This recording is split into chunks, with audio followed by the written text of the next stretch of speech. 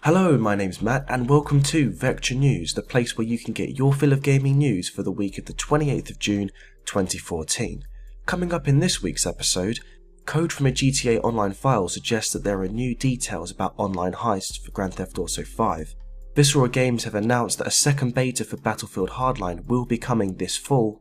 A sequel to the Xbox One exclusive Ryse Son of Rome has been cancelled, and the first list of playable games at this year's EGX Expo have now been revealed. Now, if you had told me a year ago that GTA 5 still won't have any online heists a year after release, I probably would have laughed at you and thought you were insane. However, that's exactly where we are right now, with only the occasional leaked details and rumours. Well, speaking of leaked details, according to YouTuber Dom is Live, who in the past has been accurate with some leaked information about the hipster updates and so many other features as well, happened to stumble across a piece of code found within a GTA Online file. Now, if you try to ignore all the coding and focus on the text in between, you'll notice that a list of game modes can be seen along with their descriptions.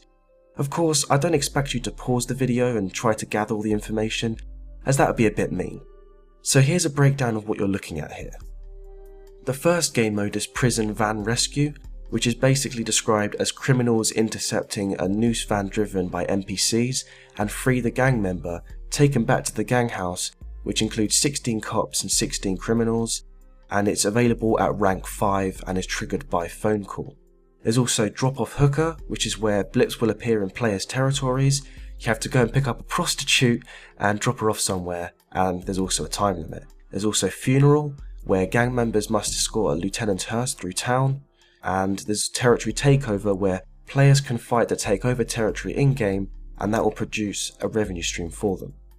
Other game modes include Fight Gangmate, where two teams have a fist fight with each other. There's also Cop Territory, Ornate Bank Heist, and also FIB Grab, where you have to break in, download data, escape, and you have a number of different roles with your team. So you have 4 crew, 3 abseilers, 1 driver, 16 cops, and 4 criminals can also join the mission.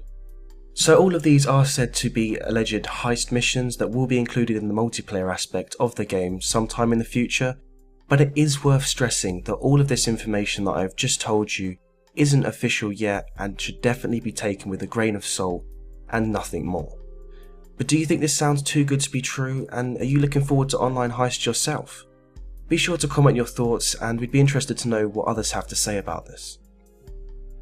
Now, although the closed beta for Battlefield Hardline has come to an end, gamers will still have a chance to play the game before its release. According to a blog post made by executive producer Steve Paputis, further multiplayer details will be revealed in the next upcoming months, as well as the launch of another beta this fall that will be available for PC and PS4 again, but this time around also the PS3, the Xbox One, and the Xbox 360. So if you were unable to try the first beta earlier on this month, then here's your second chance. The first beta only featured 2 game modes and a single map.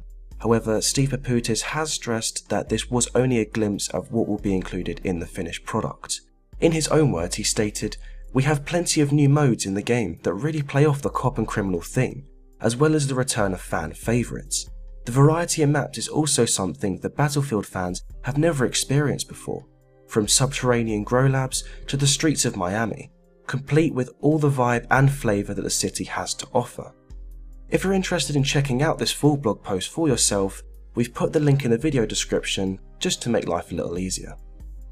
For those of you who are looking forward to a sequel to Ryse Son of Rome, I'm afraid I've got some bad news, as it seems that all plans for a sequel have been cancelled.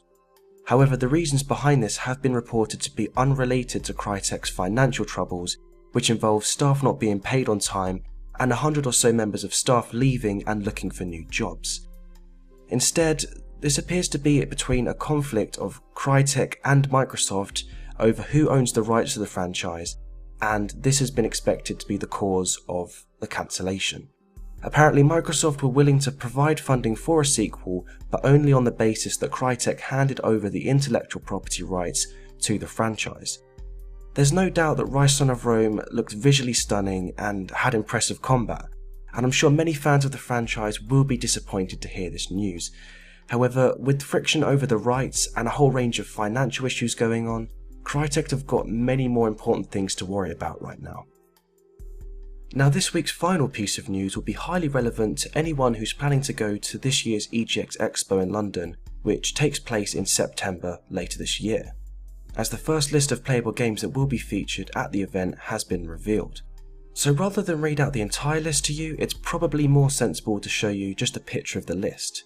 Obviously, a few of these games are more than obvious choices, such as Battlefield Hardline, Alien Isolation, and Borderlands the pre-sequel, all of which are set to be released in less than a month's time after the event occurs. Some of the other playable games include Halo the Master Chief Collection, Fable Legends, Destiny, and Evolve.